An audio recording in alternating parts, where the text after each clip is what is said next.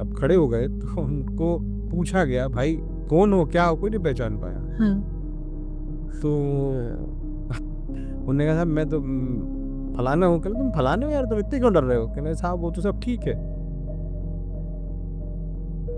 गोली थोड़ी ना पहचानती है मेरे को कि मैं फलाना हूँ। डायलॉग बाजी है सर, एक मर्डर पे वार। जब वो आदमी अदालत आता है, जिंदगी ट्रायल करता है, तो जिंदगी उसकी, उसके परिवार की, उसकी खानदान की सब बर्बाद हो जाती है। उनके पास जिसे कहते हैं ना, इतना ज्यादा मशीनरी नहीं है, अच्छा। ना इतनी स्पेशलाइजेशन है उनके पास, ना उनके पास इतने सारे इक्विपमेंट्स हैं कि वो किसी भी क्राइम को डिटेक्ट करके उसको स्टैब्लिश करने के लिए एविडेंस कलेक्ट कर पाए। तो सवाल ये था कि जो मृतका थी लड़की, उसके सर में से जो गोली निकली है वो उसी वेपन से चली है जो सीज किया गया है। अच्छा। अब ये बात तो हो गई, हम भी खुश हो गए कि चलो हमने वकील है, हमने अपना प्रोसेस है। लेकिन मैं जैसे ही निकला, वो जो एक्यूज था वो कटघरे में खड़ा हुआ था। अच्छा। बाहर निकल के मेरे से धीरे से कान में बोलता है, हाँ। सर ये इसने ऐसे कैसे किया, बंदूक तो वही थी। हेलो फ्रेंड्स, आपका बहुत बहुत स्वागत है। मैं वापस से आ गई हूँ और आज जो हमारे गेस्ट हैं वो एक एडवोकेट हैं, एडवोकेट श्री श्रीवास्तव जी, जो कि एक जाने माने लॉयर है। ये सेंट्रल इंडिया के टॉप 10 एडवोकेट्स में से एक हैं। इनके पास 30 साल का एक कड़ा एक्सपीरियंस है, जिसमें इनने अपनी ज़िंदगी के बड़े से बड़े केसेस लड़े हैं और कई लोग इन्हें जानते भी हैं। आज के पॉडकास्ट में हमने उनके साथ उनकी ज़िंदगी से रिलेटेड, उनके काम से रिलेटेड कई सारी बातें करी और उन्हें कई सारे एक्सपीरियंस और कई सारे केसेस को हमारे बीच बताया और समझाया कि उनकी लाइफ कितनी आसान और कितनी मुश्किल है, दोनों तरीके बताए। उनने हमारे साथ कई ऐसे केसों के बारे में बात करी जिनके रिजल्ट आने पर उनको खुद अचंभा हुआ। उनके एक्सपीरियंस इतने अच्छे हैं कि जब आप ये पूरा पॉडकास्ट सुनेंगे तो आपकी आंखें खुल जाएंगी और आपको समझ में आएगा कि जो हम फिल्मों में देखते हैं वो सच नहीं होता है। एक ऐसी कहानी गढ़ दी जाती है हमारे आसपास जिसे देखकर हमें लगता है कि हाँ, शायद कोर्ट ऐसे ही होते होंगे, 20-25 लोग बैठे होते होंगे और तालियां बजाते होंगे, पर ऐसा नहीं है। उन्होंने समझाया कि किसी की जिंदगी का फैसला होता है कि आखिर आने वाले सालों में उसका घर, परिवार और वो कैसे रहेगा। उन्होंने बताया कि वो यही कोशिश करते हैं कि वो हमेशा न्याय के साथ रहें और ऐसा करने में वो सफल रहे। तभी उनका 30 साल का अच्छा खासा एक्सपीरियंस है और वो अपने काम को पूजा मानते हैं। सबसे बड़ी चीज़, वो अपने काम को इतना ज़्यादा एन्जॉय करते हैं कि उससे उन्हें प्यार हो गया है। तो आइए मिलते हैं आज के हमारे गेस्ट से, श्री श्रीवास्तव जी से।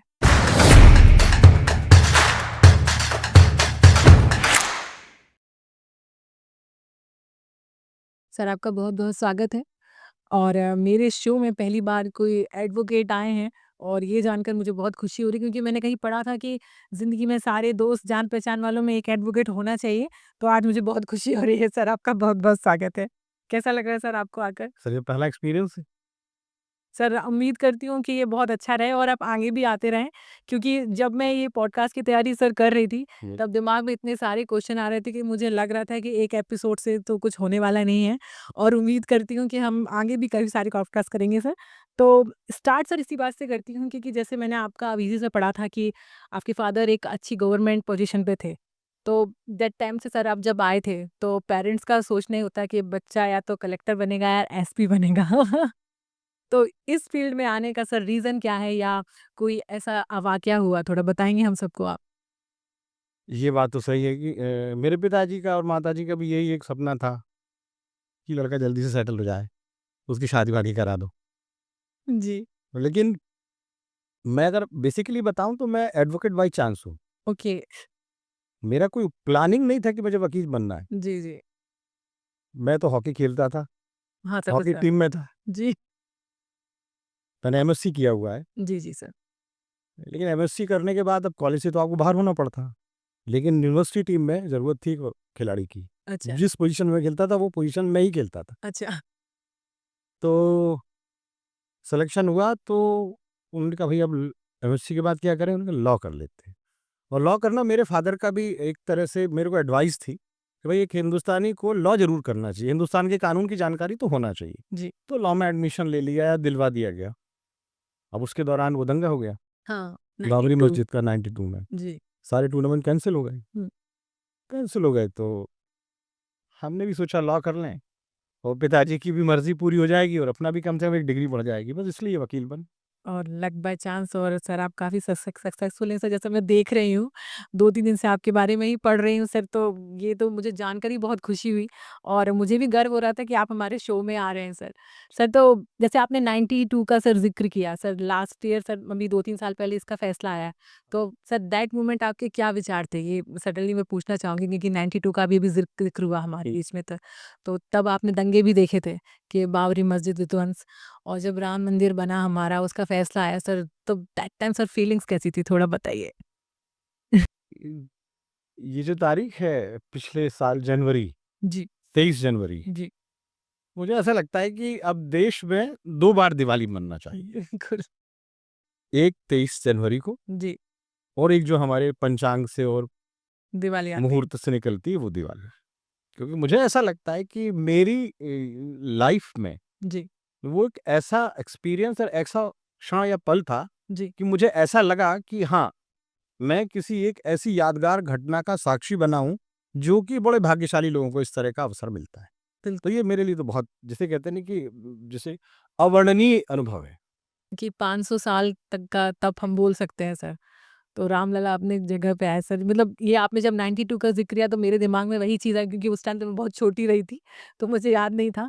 बट ये ज़िक्र ऐसा है सर, मुझे आज भी याद है 23 जनवरी जो तारीख थी सर, मतलब पूरे देश में और क्या विदेशों में भी सर, हाँ, हाँ। इस चीज़ को ऐसे मनाया गया है कि बहुत बड़ा ये सब हिंदुओं के लिए तो ख़ास करके ये है। मैं एक बात बोलूँ आपको इसमें जी सर। कि इसमें हिंदू और मुसलमान का इश्यू नहीं है। जी। राम भगवान के बारे में एक मुस्लिम वो हैं शायर, अच्छा, उन्होंने भी इनको हिंदुओं का ईश्वर नहीं माना है राम भगवान को। उन्होंने हिंदुस्तान का ईश्वर माना है। अल्लामा इकबाल का नाम आपने सुना होगा। जी, जी, जी। बिल्कुल, बिल्कुल। अल्लामा इकबाल ने सर हिंदुओं के देवता नहीं थे, इसलिए इसको हिंदू या उस पर्टिकुलर एक कौन से? संकीर्ण एंगल से नहीं देखना चाहिए। बिल्कुल, बिल्कुल, उसको बिल्कुल। देखना चाहिए कि राम जो है वो राम है। राम ज वो हर हिंदुस्तानी के लिए राम है वो। बिल्कुल। और अगर वो अपने जन्म स्थान पर स्थापित हो गए हैं, जी। तो वो हमारे लिए और हर हिंदुस्तानी के लिए एक जिसे कहते हैं ना गर्व की बात। जी, जी, जी, जी। वो सर गर्व तो सर सुन के मतलब वो जो डेट सब आई थी सर तो अलग ही फीलिंग थी। तो बात अब ऐसी हुई आपने एक लंबा सफ़र इस चीज़ का भी देखा कि विध्वंस के बाद और मंदिर बनना ये पूरा सफ़र सर आपने देखा। तो बहुत ही यादगार रहा होगा। सर हम आगे बढ़ते हैं जैसे अभी-अभी जो हमारी दंड संहिता जिसका नाम था सर लॉ का नाम बदलकर न्याय संहिता कर दिया गया है। सर ये चेंजेस मतलब हम लोग तो सर नॉर्मल लोग हैं, हम लोग सिर्फ़ न्यूज़पेपर में पढ़ते हैं। सर एग्ज़ैक्टली क्या चेंजेस हुए हैं ये थोड़ा बताएँगे? ये आप जो नाम पूरे ना बोला है कि नाम में परिवर्तन नहीं है ये खाली। ये पूरा कानून बदला है। अच्छा, और जिस कानून को बदला है वो कानून 1860 में बना था। और 1860 में जब बना था जब हिंदुस्तान पर अंग्रेज़ों की हुकूमत थी। गुलाम थे हम। अब गुलामी तो हमारी आदत रही है। तो हम थे हुँ। उसके बाद जी, उस कानून को लगभग 150 से ज़्यादा साल हो चुके हैं। जी, तो एक सामान्य बात होती है कि जैसे-जैसे सर्कमस्टांसेस बदलती हैं, परिस्थितियाँ बदलती हैं, हुँ, तो आपको उनके हिसाब से अपने आप को एडजस्ट करना होता है। जी, तभी आप सर्वाइव कर सकते हो। जी। ये तो फंडामेंटल प्रिंसिपल है सर्वाइवल का। बिल्कुल, बिल्कुल सर। डार्विन की थ्योरी भी यही है। जी, तो 1860 का जो कानून है, हुँ, वो 2024 में हुँ। कैसे रिलेवेंट हो सकता है? बिल्कुल सर, बहुत सारे चेंजेज़ आ गए सर। अरे! पूरी सोसाइटी चेंज हो गई है बिल्कुल, आपकी। बिल्कुल सर। लोगों का सोचने का नज़रिया चेंज हो चुका है, रिश्ते बदल चुके हैं, अपराधों का तरीका बदल चुका है, अपराधों के प्रकार बदल चुके हैं, बिल्कुल, अपराध करने वाले बदल चुके हैं, अपराधों के हथियार बदल चुके हैं। बिल्कुल, पहले आप हाथ-पैर, डंडे, बंदूक, तलवार से करते थे, अब आप फ़ोन से क्राइम करते हो। बिल्कुल सर, बिल्कुल। अब आप ऑनलाइन क्राइम करते हो। तो उसको काउंटर करने के लिए नए कानून की आवश्यकता थी ही। तो एक तो इस दृष्टिकोण से बहुत ज़रूरी था, जी, जी, नए कानून को लाना। जी, दूसरा दृष्टिकोण ये है कि जब वो कानून बना था 1860 में, तो उस समय अंग्रेज़ों की सरकार थी और अंग्रेज़ों के लिए हम हिंदुस्तानी बहुत ज़्यादा मायने नहीं रखते थे। बिल्कुल। तो वो अपनी सरकार को स्थापित करने के लिए कि वो इसमें किसी भी तरह का उनको डिस्टर्बेंस ना आए, जी, किसी भी तरह की प्रॉब्लम ना आए, तो उन्होंने एक दंड संहिता बनाई थी, माने कोई आदमी को ये मान ले, और उसमें कानून किस पे लागू होता था, अधिकतर अपराधी जो हुआ करते थे वो हिंदुस्तानी हुआ करते थे, बिल्कुल बिल्कुल, तो उसका पर्पज ये था कि इनको दंड दो, इसलिए उसका भारतीय दंड संहिता नाम रखा, क्योंकि दंड मिलना ही है। दंड देना था ना उसको। हाँ अब कानून का जो उद्देश्य होता है वो उद्देश्य होता है न्याय देना, जी। न्याय चाहे अक्यूज्ड को देना हो, चाहे शिकायतकर्ता को देना हो। तो अब हमारे कानून में जो संशोधन हुआ है, जो नया कानून बनाया गया है, उस कानून को भारतीय न्याय संहिता इसलिए नाम दिया गया है कि जब कानून के सामने कोई आता है तो चाहे वो शिकायत करता हो चाहे आरोपी, वो बराबर होता है। अगर किसी के खिलाफ केस स्टैब्लिश हो जाता है, प्रमाणित हो जाता है, तो वो अपराधी हो जाता है, जी बिल्कुल या जिसके खिलाफ नहीं होता है तो वो इनोसेंट माना जाता है। बिल्कुल बिल्कुल बिल्कुल। तो जब तक ये तय ना हो जाए कि वो आरोपी है या निर्दोष है, तब तक उसे आप न्याय मांगने के लिए न्याय मांगने के लिए खड़ा है ना वो आपके साथ। बिल्कुल बिल्कुल। तो इस कानून में न्याय दिया जाता है, ना कि दंड दंड दिया जाता है। है। न्याय चाहे वो आरोपी की तरफ से हो, चाहे वो शिकायतकर्ता की तरफ से हो, इस- इसलिए ये जरूरी है। अच्छा, तो सर जैसे आईपीसी की धारा बोलते थे, तो आईपीसी नहीं बोलते हैं आप सर? नहीं बोलेंगे, उसको भारतीय न्याय संहिता बोले। भारतीय न्याय संहिता। सर देखिए यस। ओके हम लोग सर थोड़ा-सा क्या होता है सर, बस इतना ही पढ़ पाए सर, उसके आगे तो पता नहीं, तो मैंने कहा सर आ रहे हैं तो सर से पूछना नहीं, चाहिए। हम लोग भी उतना ही पढ़ पाए जितना बता रहे हैं आपको। अभी क्या है, बहुत लंबा है। देखिए, कानून को मतलब व्याख्या होने में बरसों लगते हैं। बिल्कुल, बिल्कुल सर। अभी मुश्किल से 6 महीने हुआ उसको। अच्छा, तो सर एक और क्वेश्चन सर, जो बड़ी मोटी-मोटी सर जो किताबें रहती हैं हर जगह सर, तो वो चेंज हो गई हैं अब सारी क्या? नहीं, अच्छा, वो एज़ इट देखिए, है। बेसिक प्रिंसिपल्स थोड़ी ना खत्म हो सकते अच्छा, हैं। अच्छा, अच्छा। दो डिलीवरी ऑफ जस्टिस को बेसिक प्रिंसिपल्स कोई खत्म नहीं कर सकता। जी, जी, जी। जिसने अपराध किया उसे सजा होना, ये तो है ना। बिल्कुल, बिल्कुल। प्रोसीजर चेंज होती है, प्रूफ करने के तरीके चेंज होते हैं। वो थोड़ी ना चेंज कर दोगे, आपके बेसिक प्रिंसिपल खत्म हो गए तो किताबें खत्म, नई किताबें लिख, ऐसा नहीं। क्योंकि वही सर काफ़ी सारी किताबों में मैंने ये भी सुना है कि एडवोकेट हुए, लॉयर, इनको ज़िंदगी भर पढ़ना ही पड़ता है। पढ़ाई कभी खत्म होती नहीं है। वो तो किसी की खत्म नहीं होती। हाँ सर, मैं भी पढ़ रही हूँ सर हाँ, आज। किसी की खत्म नहीं होती। डॉक्टर की कहाँ होती बेचारों की खत्म। बिल्कुल, बिल्कुल सर। सर जैसे हम बात करें, जैसे आपने भी बताया कि लोगों को जस्टिस देने का, तो कभी ऐसा कोई टर्निंग पॉइंट सर आपके केस, इतने सारे केसेस सर, आपका 30 साल का एक्सपीरियंस है। सर कोई ऐसा केस आपके सामने आया कि आपको ऐसा लगा हो कि मतलब ये आपका केस नहीं हो, मैं ऐसे ही पूछना चाहूँगी कि कई बार कहता हूँ सर, आपके भी फ्रेंड्स होंगे, आपकी जान-पहचान में कोई ऐसा केस होगा कि जब उसका रिज़ल्ट आया होगा, मतलब मैं ये नहीं पूछूँगी कि क्या केस था, पर मतलब नाम-वाम नहीं सर, कुछ ऐसा कि आपको देख के लगा हो कि ये केस मुझे लड़ना चाहिए था, तो मैं इंसाफ दिलवा सकता था। सर कभी कुछ ऐसा हुआ है सर आपके साथ में? ऐसा तो नहीं है। हाँ, लेकिन एक एक एक केस था, जी, जी। वो ऐसे डिस्पोज़ ऑफ हो चुका है। ओके। तो मैं उसका नाम तो नहीं लूँगा, लेकिन आपको वो उसका बता सकता हूँ, जो जिसने मेरे जो लाइन ऑफ थॉट्स है ना उनको चेंज कर दिया, जी, जी। एक तरह से। एक मर्डर था, हुँ, उस मर्डर में जो मेरे अक्यूज़्ड के ऊपर चार्ज ये था कि मैंने मर्डर वेपन हुँ, हमारे अक्यूज़ ने हुँ। जो मर्डरर है उसे सप्लाई किया था, अच्छा। ये आरोप था। हुँ, और बड़ा केस था वो, बहुत बड़ा केस था उस ज़माने का शहर का। अच्छा। तो केस की ट्रायल चल रही थी, हुँ, और उस ट्रायल में बैलिस्टिक एक्सपर्ट जो थे वो गवाही देने के लिए कोर्ट में आए। अच्छा।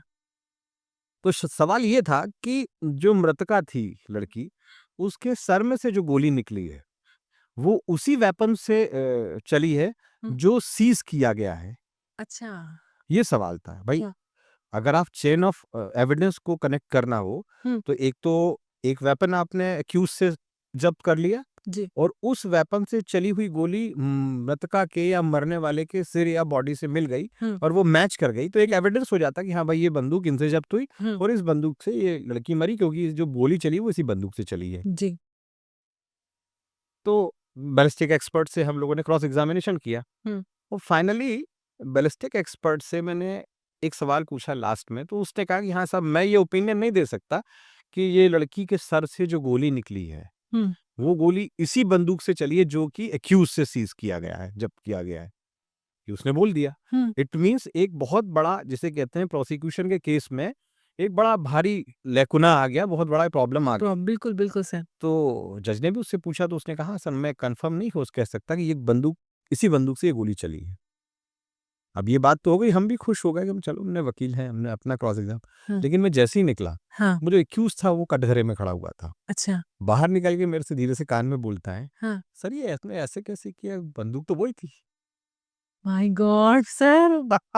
आप सोचो कि बंदूक तो सर वही थी सर, आपने कैसे पूछ लिया? तो मुझे लगा नहीं यार, अब ये तो माने आप किसी भी पक्षकार को ना तो इनोसेंट मान के मुकदमा लड़ सकते हो, ना उसको दोषी मान के लड़ सकते हो।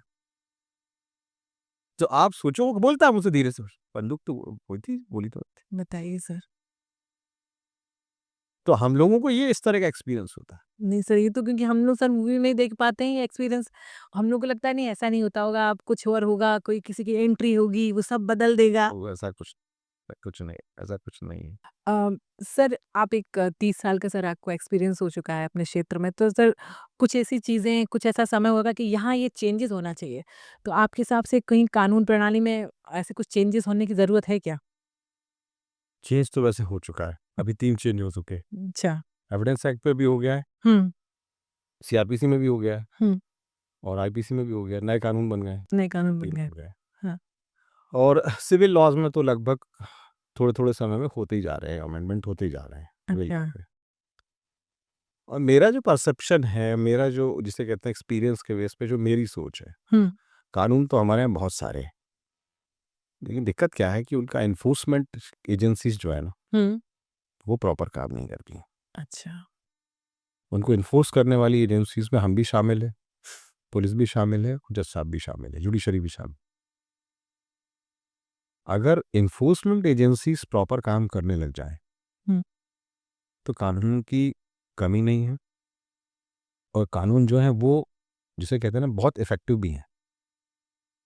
हमारी बड़ी कॉम्प्लेक्स सोसाइटी है, तो हमारे यहाँ जो कानून है ना वो उस कॉम्प्लेक्स सोसाइटी को ध्यान में रख के बनाए गए हैं।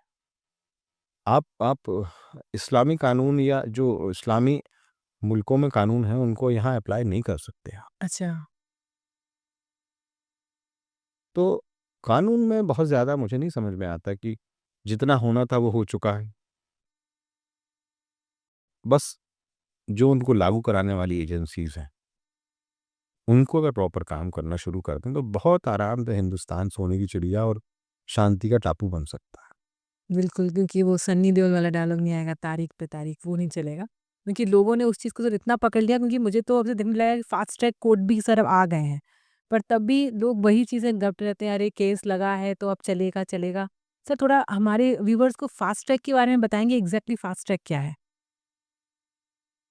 ये भी एक बड़ा जिसे कहते हैं ना एक अजीब टाइप का सवाल है। किसी कोर्ट का नाम फास्ट ट्रैक रख देने से फास्ट ट्रैक नहीं हो जाता वंदे भारत नहीं है मतलब? है। फास्ट ट्रैक कुछ नहीं हो जाता। ये सब चीज़ें जो हैं कोशिश हो रही हैं कि जो न्यायदान की प्रक्रिया है उसको उसमें तेज़ी ला सके। अच्छा। बाकी प्रोसीजर को देखिए, एक बात सुनिए, फास्ट ट्रैक का मतलब ये नहीं है कि आप घास काट दो। फास्ट ट्रैक का मतलब ये नहीं है कि आप बिल्कुल आँख बंद करो मुझे फास्ट ट्रैक है तो आप एक दिन में ऐसा नहीं होता। आपको देखिए लॉ क्या कहता है हुँ। कि किसी भी व्यक्ति को या किसी भी आरोपी को जब तक के इनोसेंट माना जाएगा जब तक उसके अगेंस्ट गिल्ट प्रूफ ना हो जाए। बिल्कुल, बिल्कुल सर। तो जो अदालत के सामने जो आदमी आता है वो इनोसेंट आता है, उस पर चाहे कितना ही सीरियस केस का चार्ज लगा हो, जी। लेकिन कोर्ट की ड्यूटी है कि उसे इनोसेंट माने। तो अगर किसी इनोसेंट आदमी की ट्रायल हो रही है तो उसको अपने बचाव का पूरा अवसर दिया जाना चाहिए कि नहीं दिया जाना चाहिए। बिल्कुल। आप मानिए, आप एग्जाम्पल देता हूँ कि आपका ही कोई परिचित है, जी। आपका कोई अपना है, हुँ। उस पे कोई केस लग गया, हुँ। कितना ही सीरियस केस लग गया, तो आप कितने ही बड़े समाज जैसे वो हो, शास्त्री हो, समाज सेवी धारक हो, को सुधारक हो, आप ये नहीं कहोगे यार मेरे बेटे पे केस लगा है, मेरे भाई पे केस लगा, उसको लटका दो इतना गंदा से। आप कहोगे नहीं सर, पहले देखिए थोड़ा। ट्रायल तो कर लो। जी, जी, जी। तो वो जिसको आप लोग बेचारे को इनकाउंटर करने के लिए पेपरबाजी शुरू कर देते हैं, मोमबत्ती ले लेके लोग वहाँ घूमने लग जाते हैं, वो भी किसी का भाई है, किसी का बेटा है, किसी का पति है। हाँ सर, आजकल लोग डेथ पेनल्टी बहुत जल्दी माँगने लगे हैं, किसी भी चीज़ के लिए। और सर एक बात सुने, हर केस के 3 एस्पेक्ट होते हैं। एक जो शिकायतकर्ता सुनाता है वो, हुँ। एक जो आरोपी बताता है वो हम्म और एक जो असल में होता है वो।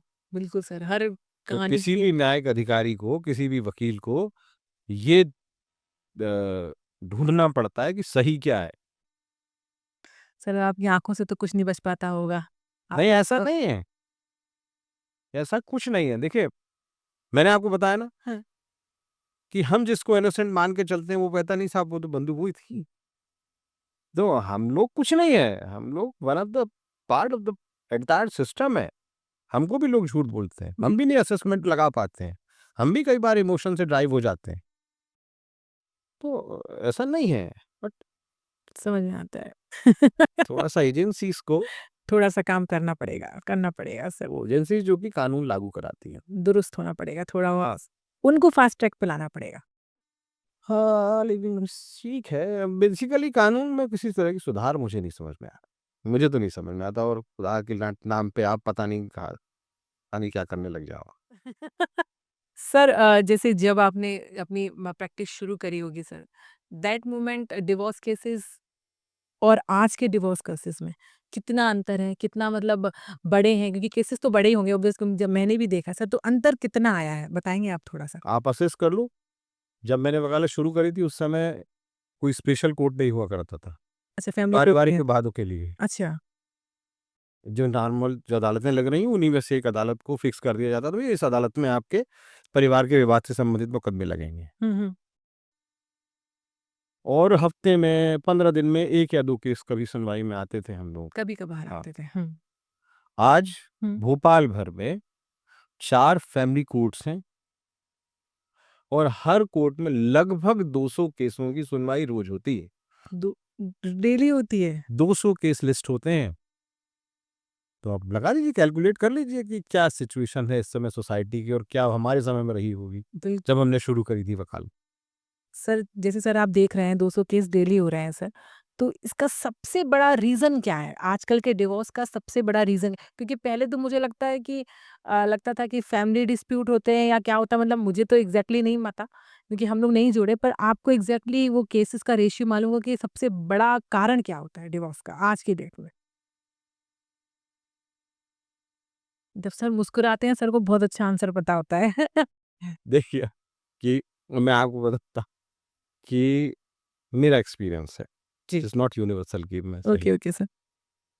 फिजिकल डिससैटिस्फैक्शन एक जो रीजन है वो सबसे बड़ा, 90 टू 95% केसेस में होता है।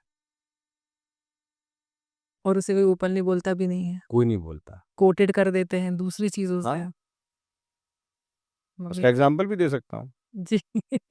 बताइए बिल्कुल सर, हम लोग सुनने के लिए तैयार हैं। एक पति ने अपनी पत्नी को, जो वेट उनका बढ़ रहा था, हुँ, उनसे कहा कि आपका वेट बढ़ रहा है, आप इलाज कराइए, अपने वेट पे ध्यान दीजिए। हुँ, तो पत्नी को ये बुरा लग गया कि ये मेरी बॉडी से प्यार करते हैं, मेरी सोल से प्यार नहीं करते हैं, इसलिए अब मैं इनके साथ नहीं रह सकती।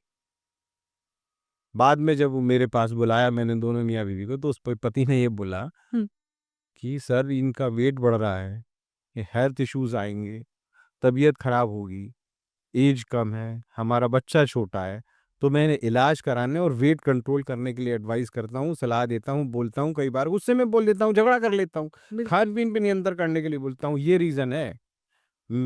वो इशू नहीं है कि मुझे इनके शरीर से प्यार है या उनकी आत्मा से प्यार है। अब आप सोचिए, बताइए सर, वैसे भी सर ये बच्चे भी क्या नहीं हुए रीज़न ना। हो सकता है तलाक का? उसका पति गलत था या उसकी बीवी गलत थी, दोनों में से आप लोग तय करिए, बताइए। सर पता नहीं क्या सोच रही हो, क्योंकि पति ने तो उसकी भलाई के लिए ही बोला कि तुम अपना मत, कोई भी हो सर, तो एक आप ये बोलते बताइए, हैं। ये एग्जाम्पल, ये सही एग्जाम्पल दे रहा हूँ मैं, कहानी नहीं बता रहा हूँ। मैं नाम नहीं ले सकता पक्षकारों का, लेकिन मैं बता रहा हूँ सही है, मेरा अनुभव है, अभी लेटेस्ट अनुभव। तो ये क्या रीज़न है तलाक का? नहीं। मतलब आजकल कुछ भी मतलब रीज़न हो जाए हाँ, तलाक लेना है। वो अब देखो क्या है, देखिए, लड़के भी एक जिसे कहते हैं नकली दुनिया में जी रहे हैं, बिल्कुल, बिल्कुल सर। लड़कियाँ भी नकली दुनिया में जी रही हैं। उनको लगता है और उस नकली दुनिया का अस्तित्व तो कहीं है नहीं, और बिल जब वो शादी करते हैं तो वो नकली दुनिया उनसे छूट नहीं पाती। सच्चाई आ जाती है सारी सामने। क्योंकि हमारे बीच कुछ दिन पहले सर हमने एक डॉक्टर जी के साथ में किया था, साइकियाट्रिस्ट थे सर एक्चुअली, उन्होंने भी यही चीज़ बोली थी कि ये सब कुछ बनाया हुआ है, ये सब एक फैंटेसी बना दिया है कि ऐसा रिलेशनशिप होता है, उनने भी सेम ही चीज़ बोलेंगी और आपने ऑन ग्राउंड बता भी दिया कि ऐसा होता भी है अरे सर। तो वो जो कि लड़कियों के दिमाग में कि वो घोड़े पे बैठ के आएगा सफ़ेद, रा राजकुमार, और रूपाइयों की रानी आएगी। लेकिन वो घोड़े वाला बेचारा वो मोटरसाइकिल पे पेट्रोल भरवाता रहता है और उसके बाद भी ₹100 की जगह ₹80 का डलवाता है। और वो जो मैडम उनके पास तेल की, हल्दी की, आटे की खुशबू आती है, तो वो सब समझ में नहीं आता कि हमने सोचा कुछ था, यहाँ क्या है? तो ज़रा बस आप क्या ये चीज़ होता है, डिवोर्स पे पहुँच जाती है और आजकल सर लोगों को लगता है कि डिवोर्स बहुत सिंपल हो गया है।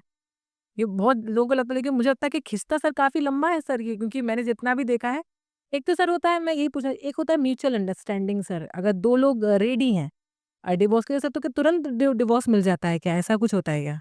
वो आजकल ऐसा कुछ होने लगा है। हाँ। वैसे उसपे भी 6 महीने का वो एक कूलिंग पीरियड होता है। अच्छा, क्या अभी भी अगर मान जाओ? दोनों मियाँ-बीवी अगर अपनी सहमति से अदालत आते हैं कि साहब हमारे बीच में अब रहना संभव ही नहीं है। अच्छा, तो अदालत कहती ठीक है भैया आपने एप्लीकेशन लगा दी, हाँ। अब 6 महीने सोच लो आप। और मौका मिलता है। 6 महीने बाद अगर आप लोग अपने निर्णय पे अटल रहते तो आ जाना तो हम तलाक दे देंगे। अब अब सुप्रीम कोर्ट ने एक केस में कह दिया है कि अगर इम्पॉसिबल ऑफ रीयूनियन सिचुएशन है, हुँ, तो आप वो जो 6 महीने का पीरियड है उसे कम कर सकते हो। अच्छा। बिल्कुल ही रहना तो वो मुश्किल ही संभव ही नहीं है, मतलब नहीं, एक-दूसरे की जान के दुश्मन बन गए हो तो भैया अच्छे म म अच्छा है कि एक जल्दी दूसरे जल्दी इनसे जान छोड़ो और अपनी ज़िंदगी। हाँ, क्योंकि सर आजकल ये भी बहुत होने लगा है, एक-दूसरे को मार डालते हैं सर, नहीं रहना होता है, तो वो भी ये भी होने लगा है। तो हर चीज़ में अपग्रेडेशन हो रहा है सर, हर चीज़ में। हाँ, सर आप जब कोई केस लड़ते हैं, पार्टी के साथ में, सर उस समय आपकी मनोस्थिति क्या रहती है? एक वकील को या जो वकील सच में वकील है, हुँ, वो विचार शून्यता की स्थिति तक अपने दिमाग को लेके आता है जब मुकदमा हम लड़ रहे होते हैं। हमारे मैं ये नहीं कह रहा कि हम लोग बिल्कुल जीरो थॉट लेवल तक पहुंच जाता है हमारा ब्रेन, लेकिन उसके बहुत नजदीक होते हैं। मेरे पीछे एक आरोपी खड़ा है जिसकी तरफ से मैं मुकदमा लड़ रहा हूँ जी। और मुझे मालूम है कि मेरी एक गलती हुँ, उसको फांसी पे लटका देगी, उसका परिवार बर्बाद कर देगी, उसके बच्चों को अनाथ कर देगी। अगर ये विचार मेरे दिमाग में आ जाए हुँ, तो क्या मैं लड़ पाऊंगा मुकदमा? या मुझे मालूम है कि मेरी एक गलती हुँ, मैं जिसका मुकदमा लड़ रहा हूँ उसको करोड़ों का नुकसान पहुंचा देगी, हुँ। सैकड़ों करोड़ों का नुकसान पहुंचा देगी, बिल्कुल, बिल्कुल। तो क्या मैं लड़ पाऊंगा?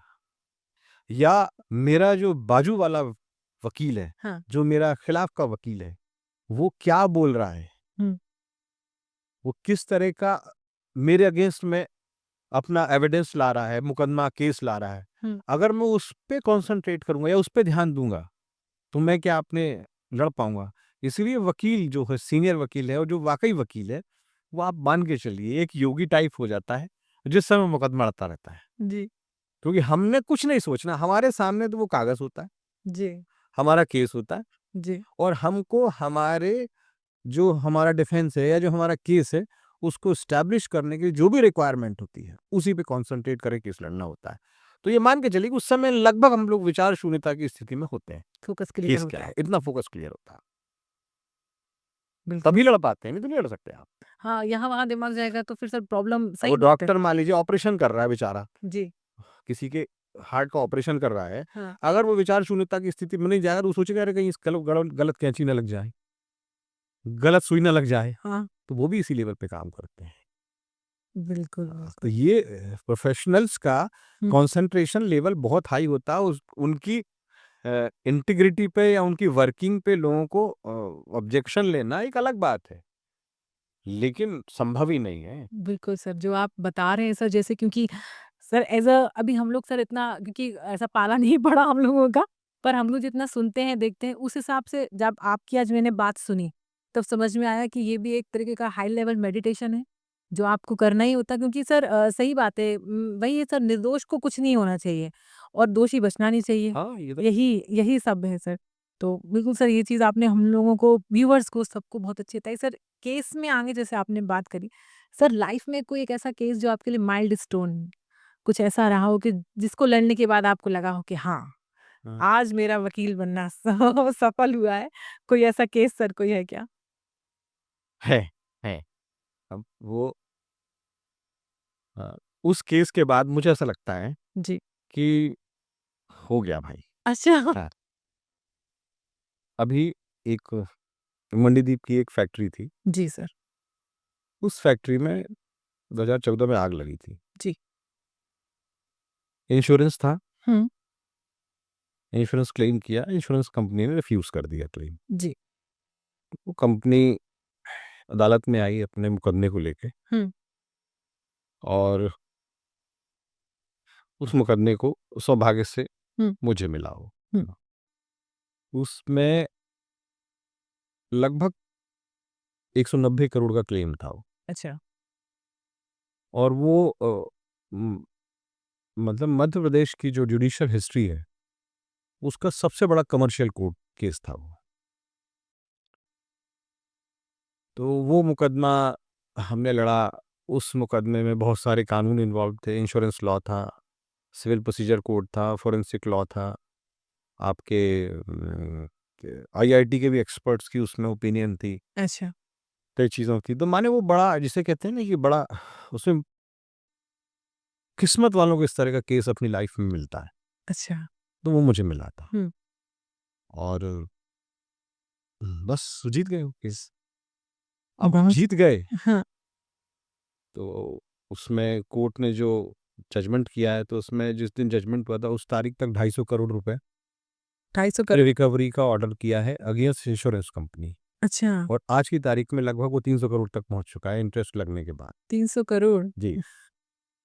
तो उस केस में इंडियन पीनल कोड भी इन्वॉल्व थी उस समय की कानून। अच्छा। तो उसमें लगभग बहुत सारे कानून इन्वॉल्व थे, बहुत सारे विटनेस हुए। एक विटनेस का 3-3, 4-4 महीने तक क्रॉस एग्जामिनेशन हुआ। हुँ। हमने विटनेस दिए, उन्होंने विटनेस दिए, हमने डॉक्यूमेंट पेश किए, उन्होंने डॉक्यूमेंट पेश किए। 5-10 हज़ार पेजों का फाइल बन गई। हुँ। और उस केस में जो हमारे फेवर में जजमेंट आया, तो उसके बाद ऐसा लगता है कि भाई अब तो हो गया, तो हो गया। तो ये माइलस्टोन जजमेंट है। अब इससे बड़ा हम लड़ नहीं सकते। अब इससे बड़ा जो लड़ेगा वो नहीं सर, हम हमारी हमारा शुभकामना है सर, क्यों? तो हम लोग का या मेरा है, हमारा रिकॉर्ड हमारी टीम का रिकॉर्ड तोड़ेगा। बिल्कुल, बिल्कुल तो हमने तो माइलस्टोन फिक्स कर दिए, फिक्स कर दी। इसको तोड़ना है। इसको तोड़ना है, बिल्कुल। बिल्कुल सर, वही सर, क्योंकि हर किसी की लाइफ में जो उसके गोल से अचीवमेंट रहता है, कुछ ऐसा माइलस्टोन होता है। एक तो सर टर्निंग पॉइंट होता है, एक माइलस्टोन होता है, और ये मेरे हिसाब से लाइफ में आगे बढ़ने के लिए बहुत ज़रूरी चीज़ें होती हैं। हाँ, क्योंकि एज़ अ जस्ट क्या सर, एज़ अ ह्यूमन भी चीज़ें, ये सब चीज़ें होती हैं सर हमारी लाइफ में कि हाँ, एक कुछ रहना चाहिए, कोई गोल, तो मतलब आप सैटिस्फाइड हैं। हाँ, हाँ, मैं संतुष्ट हूँ। सर एक और सवाल मेरे दिमाग में कभी-कभी आता है कि न्यायपालिका से पुलिस वाले भी जुड़े हुए हैं और वकील भी जुड़े हुए हैं। सर, तो ये कैसे सिबलिंग्स हैं? ये सगे भाई-बहन हैं या सौतेले भाई-बहन हैं या कुछ 36 का आंकड़ा, सर क्या है, थोड़ा बताइए सर आज हम लोगों को। ये एक दूसरे के दुश्मन है। इनमें भाईचारा कहीं नहीं है। कहीं नहीं है, कोई सिबलिंग नहीं है। सिबलिंग नहीं, ना सौतेले ना सगे, ये एक दूसरे के दुश्मन है। उन्हें केस बनाना है, हमें केस मिटाना है। क्योंकि सर कई बार हम सुनते हैं सर कि पुलिस वालों के साथ, अरे पुलिस वालों ने ऐसा बोला, अरे वो ऐसा हुआ, तो वो मानते भी नहीं है सर सम टाइम। क्योंकि जैसे हम लोग सुनते हैं कि पुलिस रिकॉर्ड में जो वो बयान करते हैं वो मान्य नहीं होते हैं। हाँ, अ, सर, तो वहाँ पर हाथ पैर क्यों तोड़ते हैं वो लोग फिर, जब मान्य नहीं होते? वो उनके साथ बेचारों के साथ दिक्कत क्या है कि हमारे पास जो हमारी पुलिस इन्वेस्टिगेटिंग एजेंसीज़ हैं, हाँ सर। उनके पास जिसे कहते हैं ना, इतना ज़्यादा मशीनरी नहीं है, अच्छा। ना इतनी स्पेशलाइज़ेशन है उनके पास, ना उनके पास इतने सारे इक्विपमेंट्स हैं हुँ। कि वो किसी भी क्राइम को डिटेक्ट करके उसको एस्टेब्लिश करने के लिए एविडेंस कलेक्ट कर पाएँ। अच्छा। अब एक बहुत सिंपल सा चीज़ है, हुँ। व्हाट्सएप क्राइम होते हैं। हुँ। व्हाट्सएप क्राइम को एस्टेब्लिश करने के लिए उनके पास कोई तरीका नहीं है अच्छा। कि व्हाट्सएप का ऑफ़िस यहाँ है नहीं। हाँ, तो ये साइबर सेल जो रहता है उसका। एविडेंस आप बुलाओ वहाँ से, अच्छा। उनको एविडेंस को कैसे एस्टेब्लिश करोगे आप? वहाँ से कोई आने वाला नहीं है हुँ, बिल्कुल। और कई बार वो भेजते भी नहीं हैं। आपके क्या नाम से आईफ़ोन का तो लॉक ही नहीं खुलता। डिस्प्यूट समझ रहे हो, सरकार और उनके बीच में चल ही रहा है कि साहब हम किसी भी चीज़ तरह की इन्फॉर्मेशन शेयर नहीं शेयर करते नहीं किसी करते। भी एजेंसी से। बिल्कुल, बिल्कुल। उन्होंने अपनी आउटलेट्स बंद कर दी कई देशों में, लेकिन इन्फॉर्मेशन शेयर नहीं करी। हुँ। तो इनके पास नहीं है बेचारों के पास कोई तरीका तो एक क्राइम डिटेक्ट करने का और उसके स्टैब्लिश करने के लिए एविडेंस कलेक्ट करने का। अच्छा तो सबसे अच्छा तरीका है कि उसी से पूछ लो जिसने किया है, वो बेचारा बता देता है। तो उसको पूछने का तरीका आप लोग जो बोल रही वही है। हाँ सर, हम लोग तो सुनते ही रहते हैं कि ऐसा हुआ और पुलिस ने तो उनके साथ जो दिक्कत मालूम क्या है कि वो जो भी करेंगे कानून उनकी बात नहीं मानता। किसी ने उनके सामने ये एडमिट कर लिया, ये कन्फेस कर लिया कि हाँ साहब मैंने अब क्राइम किया है, तो कोर्ट कही नहीं हम नहीं मानते। वो पुलिस वालों को कोर्ट भी मानती कि सही नहीं है ये, कि ये मारपीट करके ही लेके आए हो, इसलिए कोर्ट नहीं मानती। कोर्ट कहती हमारे सामने एस्टेब्लिश करो कि ये जो इसने माना है वो सही माना है। सर कई बार सर वहां जाके तो हो जाते होंगे दूसरा लेने तक नहीं हमने ये सब नहीं हाँ, किया। वो सभी होते हैं। लॉ देखिए प्रोसीजर तो यही है ना। हाँ आप कुछ भी बुलवा दीजिए, अदालत के सामने बोल देते साहब पुलिस ने हम तो जबरदस्ती साइन करवाए, खत्म बात। केस वही हो जाता है देखिए। बिल्कुल, बिल्कुल सर। सर जैसे अभी हमने काफ़ी सारी बातें इससे रिलेटेड करी कि आपके केस से रिलेटेड आपके सर कोई ऐसा एक हमारे व्यूअर्स को कोई इंटरेस्टिंग केस का हिस्ट्री बताइए सर। जैसे लड़ने के बाद आपको घर जाके आज नींद नहीं आया तो बहुत मज़ा आया कि मतलब ये क्या मतलब हँसी भी आती है सर कई बार। आपका केस नहीं सर किसी का भी केस सर, कुछ ऐसा जो बहुत इंटरेस्टिंग रहा हो सर? चलो मैं आपको हँसी-वसी तो नहीं बता देता हूँ कि मेरी वकालत की शुरुआत में मैं अपने सीनियर के साथ काम करता था। हुँ, एक मर्डर केस था, उसमें 6-8 लोग थे आरोपी इसमें। अच्छा। हाँ, तो वो बड़ी ट्रायल थी। जिन लोगों ने मारा था वो बड़े लोग थे, जो मरा था वो बड़ा आदमी था। तो उसकी तरफ से भी लोग आते थे, इसकी तरफ से भी लोग आते थे। हुआ ये कि उसमें सज़ा हो गई अच्छा, और सज़ा हो गई तो वो जिनकी उसके परिवार वाले हाँ। ने हमारे सीनियर का घर भेज दिया अच्छा, कि भई आपने ये यहाँ हार गया। सज़ा करवा दिया। तो हम लोग के साथ ये भी होता है। ऐसे भी हो जाता है मतलब। कोशिश तो क्योंकि सर कई बार सर ये डॉक्टरों के साथ भी सर बेचारों के साथ देखिए हो हम जाता है। लोग आप वकील के पास आए हो, जादूगर के पास नहीं आए हो, क्लियर बिल्कुल। कट बात होती है। लेकिन कई बार लोग नहीं मानते। अब उनको लोग घर घेर लिया उन्होंने जाके उनका। पुलिस बुलाना पड़ी, मामले को सेट करना पड़ा, बताना पड़ा कि भाई ये क्या नाटक है? आपके यहाँ आप लोगों ने क्राइम किया, सज़ा हुई, अदालत ने सज़ा दी। वकील को आपने पैसा दिया, उसने मुकदमा लड़ा। सही-गलत लड़ा एक अलग बात है, सज़ा तो हो गई ना आपको। हुँ, अब वो तो सज़ा होना थी, कोई मर्डर किया था। तो वकील की गलती क्या है? वो किया था मतलब सर।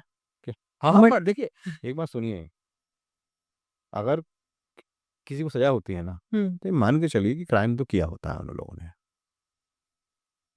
क्राइम तो किया होता है। उसमें तो सर आगे बढ़ते हैं हमारे देश के नागरिकों को देश का कानून जानना कितना ज़रूरी है और इसकी शुरुआत वो मैं हूँ या कोई भी हो कैसे कर सकता है? क्योंकि सर हर कोई तो लॉ नहीं पढ़ सकता। इतना बड़ा है कि नहीं पढ़ सकता। तो बेसिक सर हम लोग क्या चीज़ें ध्यान में रख के पढ़ सकते हैं या जान सकते हैं? देखिए एक आदर्श समाज के लिए हुँ, हर आदमी को कानून की जानकारी होना बहुत ज़रूरी है। आपका सवाल सही है कि हर आदमी पूरे कानून तो पढ़ नहीं सकता। जी सर। तो लॉज़ के बारे में कानून के बारे में कहा जाता है law is nothing but a common sense. जो आपके कॉमन सेंस में लगे हुँ, कि गलत है, हुँ। तो गलत है। लाल बत्ती को क्रॉस करना गलत है। बिल वहीं से शुरू कर सकते हो आप। बिल्कुल, बिल्कुल सर, है ना? बिल्कुल, बिल्कुल। तो ऐसे बेसिक्स चीज़ों के साथ में हम लोग सिंपल चीज़ है। सिंपल चीज़ें जो हमें जो आपका कॉमन सेंस कहे, आपके साथ जो हो रहा है वो गलत है। आपके घर के सामने एक आदमी रहता है, हुँ, रोज़ अपनी गाड़ी को सीधे वो पीने वाले पानी के पाइप लगा के धोता है, हुँ। तो ये भी गलत है ना। थोड़ा-सा भी जहाँ गलत लग रहा है तो गलत है। आपका कॉमन सेंस कहता है ये चीज़ गलत है। बिल्कुल, बिल्कुल। किसी को गाली देना गलत है, आपको कोई गाली दे वो गलत है। हुँ, आप क्यों दो गाली? जब हम सुन नहीं पा रहे हैं तो हम देंगे तो वो भी गलत है। तो ये कॉमन सेंस है और ये प्रिज़म्पशन होता है हुँ, कि हर आदमी को अपने लैंड लॉ की जानकारी होती है, प्रिज़म्पशन होता है। आप किसी अदालत के सामने जाके कहोगे साहब मुझे कानून नहीं मालूम था, हुँ। तो अदालत आपको एक्सक्यूज़ नहीं करेगी। वो ये कहेगी हमें मालूम है कि लैंड ऑफ द लॉ आपको मालूम है। ये प्रिज़म्पशन है, हर नागरिक के अगेंस्ट में, लीगल प्रिज़म्पशन है ये। साहब मुझे किसी की हत्या करना अपराध है ये नहीं पता था, आप बोल सकती हो क्या? नहीं सर, अपराध महाअपराध है सर फिर? वो तो। बिल्कुल, बिल्कुल। तो ये बेसिक चीज़ है क्योंकि सर कई बार सर मैंने आपको वही चीज़ बोली सर कि पता भी होता है, लोग करते भी हैं और कई बार सर मैंने लोगों को बोलते सुना है कि हाँ, इसको सज़ा हो गई, इसने 1 खून की वैसा लोग बोलते हैं, "अरे! 1 खून की भी सज़ा मौत होती है, 10 खून की तो क्या 10 कर लोगे क्या? एक गलती बार-बार दोहराने से वो सही नहीं हो जाती है।" ये लोग ये सारे की भी डायलॉग बाजी है सर। एक मर्डर के बाद जब वो आदमी अदालत आता है, जिंदगी ट्रायल करता है, तो जिंदगी उसकी, उसके परिवार की, उसकी खानदान की सब बर्बाद हो जाती है।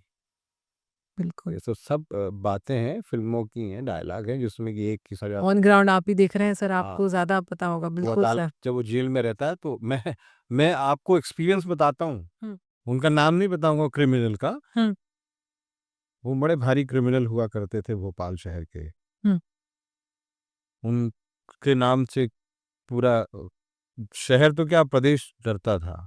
अच्छा। उनके पीछे पुलिस लग गई।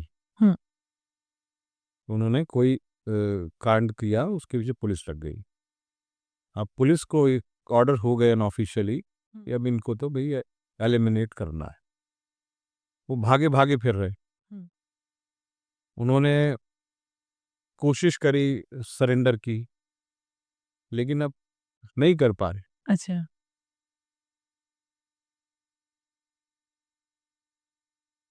उनको अल्टीमेटली जैसे तैसे डरते, माने अलग अलग वेश रख के अपने आप को छुपाते छुपाते एक अदालत में आके ये खड़े हो गए। अच्छा, खुद ही बिल्कुल आके। सरेंडर करना था वो, हाँ, पुलिस उनको अरेस्ट, वो सरेंडर खड़े हो गए। अब खड़े हो गए तो उनको पूछा गया, भाई कौन हो, क्या हो, कोई नहीं पहचान पाया। हाँ, तो उन्होंने कहा साहब मैं तो फलाना हूँ। कहले तुम फलाने हो यार, तुम इतने क्यों डर रहे हो? कहने साहब वो तो सब ठीक है, गोली थोड़ी ना पहचानती है मेरे को कि मैं फलाना हूँ। तो ये है, डर है। सही कहानी है ये। बिल्कुल, बिल्कुल। तो ये तो सब फालतू बातें हैं, है कि एक की सजा 10 हो, 10 की सजाए, यार कुछ नहीं, वो तो फालतू चीजें। अच्छे अच्छों को डरते देखा, बिल बड़े बड़े क्रिमिनल्स को जब सजा होती तो रोते देखा है, अपने बाल बच्चों की दुहाई देते देखा है। शहर में आप उन्हें जाके देखो तो लगेगा अरे बाप रे, ये तो दुनिया डरती है। जब अदालत में सजा होने की स्थिति आती है तो आंखें जार जार रोते मैंने देखा है ये। बिल्कुल, बिल्कुल सर। सर हमारा पॉडकास्ट बहुत अच्छा चल रहा है और लगता है कि तो 2-3 घंटे भी चल सकता है। पर आपकी जैसे समय की कमी को देखते हुए सर एक आखिरी सवाल मैं पूछना चाहूँगी आपसे। सर हर किसी का उनकी ज़िंदगी में कोई ना कोई रोल मॉडल होता है। सर आपके लिए आपका रोल मॉडल कौन है सर? यार पिताजी से अच्छा रोल मॉडल किसी का नहीं होता। बिल्कुल, बिल्कुल। आपके फादर जो है ना, वो उससे बड़ा रोल मॉडल आपको मिल ही नहीं सकता। आप अपने पिताजी की तरफ देखोगे ना, हुँ, तो मैं इसमें मदर को डिमीन नहीं कर रहा हूँ, उनका स्टेटस को, ये बस है। लेकिन फादर जो है ना, एक इतना स्ट्रॉन्ग पिलर होता है हाँ, कि आप अन जिसे कहते हैं अनइमेजिनेबल पर्सनैलिटी होती है। कभी अपन बैठेंगे ना, हुँ, हुँ, हुँ। तो व्हाट इज फादर बताऊंगा आपको मैं। पिताजी को हम इतना इजीली लेते हैं, पिता एक बहुत बड़ी चीज होता है। बिल्कुल सर, बिल्कुल। उसके जेब में पैसा नहीं होता ना, हुँ, और उसे अस्पताल से या अपने घर वालों के लिए दवाई लेके आना होता, तो बेचारा रात भर नहीं आता। वो लोग समझते हैं साला दारू पी कहीं बैठा होगा, बिल्कुल, बिल्कुल और वो सर। बेचारा इस चक्कर में नहीं आता कि घर में मुझे दवाई लेके आना है हुँ, और दवाई के पैसे नहीं हैं, तो वो कोशिश ये करता कि रात कैसे भी निकल जाए, मैं कोई बहाना करके बता दूंगा नहीं आ पाया, सुबह कैसे पैसे अरेंज करके 10 रुपए 50 रुपए की दवाई लेके आऊंगा। आप बहुत बड़ी चीज होता है। बिल्कुल, बिल्कुल सर। क्योंकि इसलिए मेरे पिताजी मेरे रोल मॉडल हैं।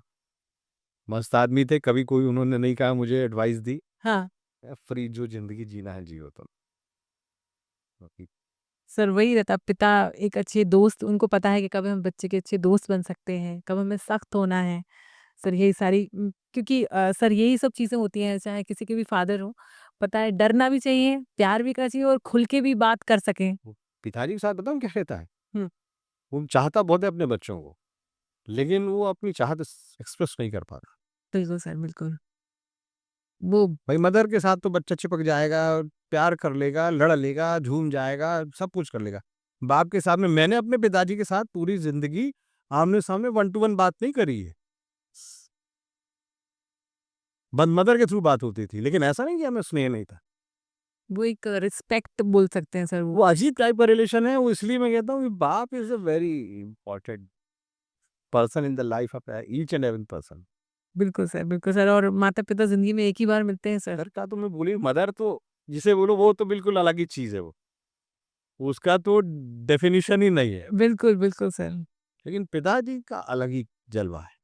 हाँ।